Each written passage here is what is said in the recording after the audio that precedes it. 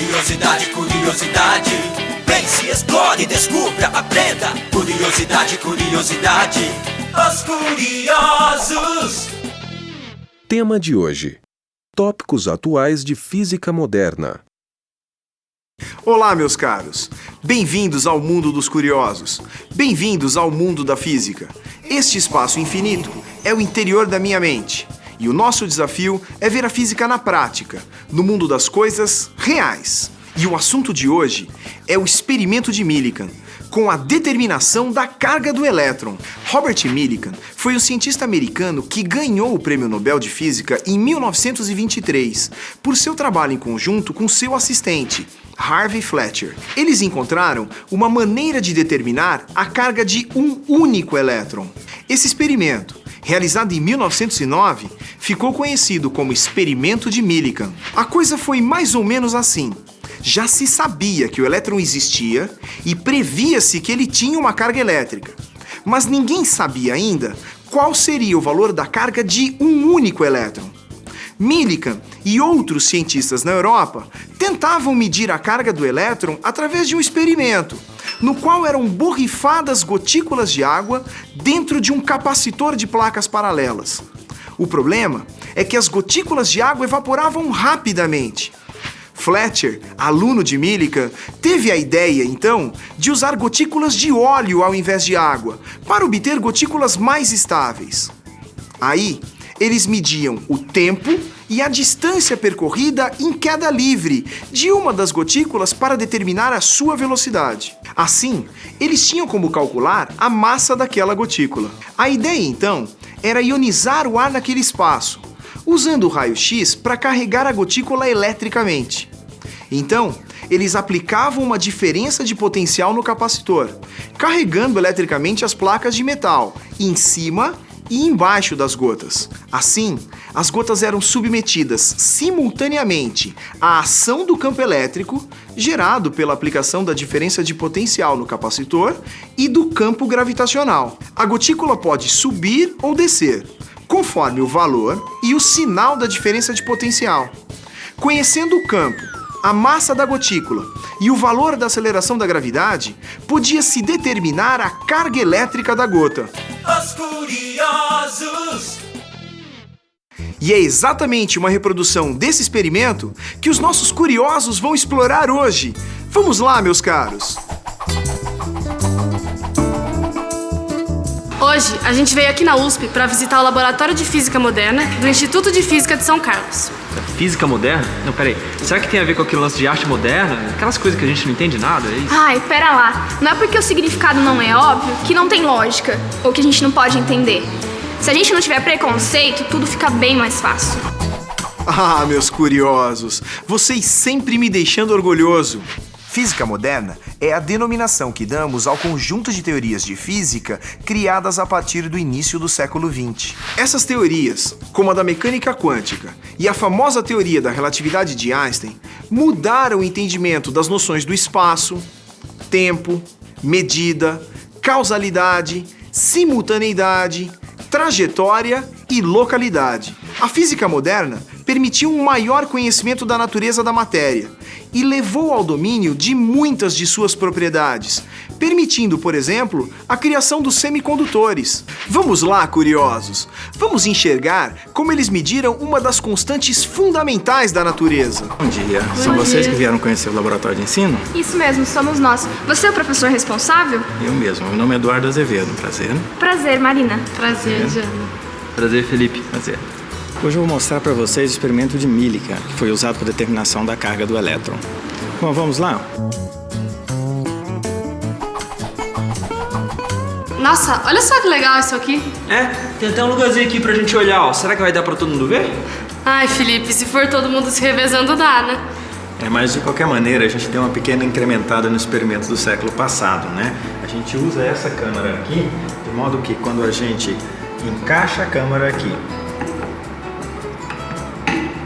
e encosta lá no microscópio, a gente consegue ver nessa tela grande aqui, tá? Dá uma olhada só na montagem do experimento.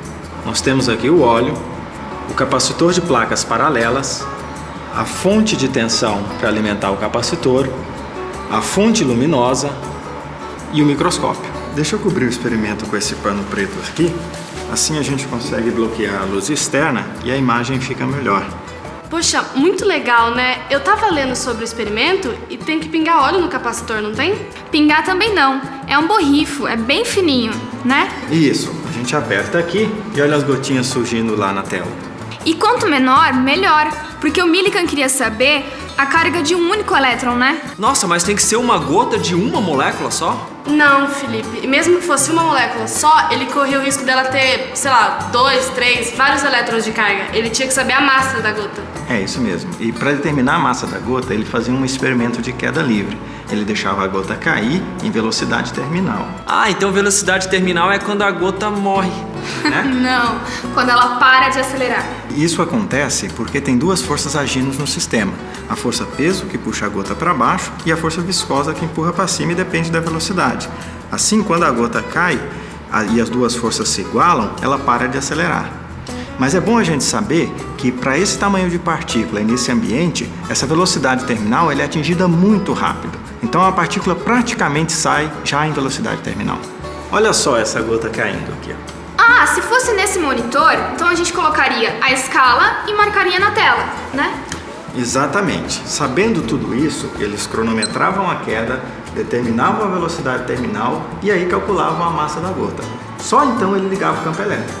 Ah, então a eletricidade atraía as gotículas? Mas qual placa que atraía? De cima ou de baixo? Ou as duas? Depende da polaridade do campo. Tipo, como as gotas são eletrizadas com elétron, a gente sabe que ela é negativa. As placas têm carga diferente. Se a placa de cima é positiva, é ela quem atrai, e a de baixo repele. Se não é o contrário. Exatamente. Nesse caso, a placa de cima era positiva para se contrapor à ação da gravidade. Olha só, vou ligar o campo. Tá vendo lá, ó? Essa gota aqui começou a subir. Como o Millikan conhecia o campo, que foi ele que forneceu, ele já tinha determinado a massa da gota do experimento anterior. Então, medindo o tempo de subida, ele conseguiu determinar a carga da gota. Poxa, então pronto, né? Negativo. Nesse caso, ele sabe a carga da gota. Ele queria saber de um elétron. Isso mesmo. Pode notar aqui que quando o campo elétrico está ligado, nem todas as gotas sobem com a mesma velocidade. Depende da carga da gota, ou seja, com quantos elétrons ela está ionizada. Mas agora eu travei. Como é que a gente vai fazer isso? Bem, essa eles resolveram com muito trabalho braçal. Só para você ter ideia, durante o experimento original, o Millikan e o Fleck mediram cerca de 1000 gotas em um ano de experimento.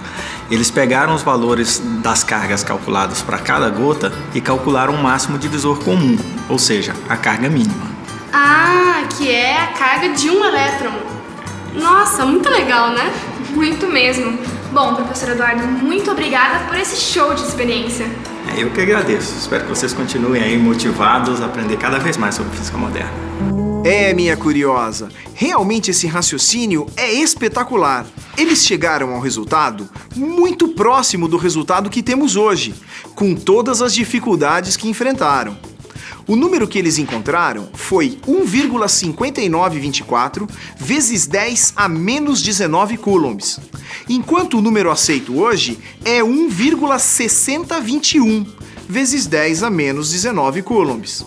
A diferença, provavelmente, ocorreu por causa de valores imprecisos da viscosidade do ar, que atua junto com a gravidade, a força elétrica e o empuxo, já que a gotícula estava imersa no ar. E aí vocês podem perguntar, qual a importância de saber a carga do elétron? Em primeiro lugar, trata-se de uma grandeza fundamental da natureza. E o seu mero conhecimento é um desafio intelectual que potencializa o desenvolvimento cultural, científico e tecnológico da humanidade. Em segundo lugar, esse conhecimento leva ao entendimento das características elétricas, térmicas e químicas dos diferentes materiais a nível atômico e, assim, possibilita o planejamento de novos materiais necessários para o avanço tecnológico. Bom, pessoal, por hoje é só. E até a próxima, em mais um encontro eletrizante.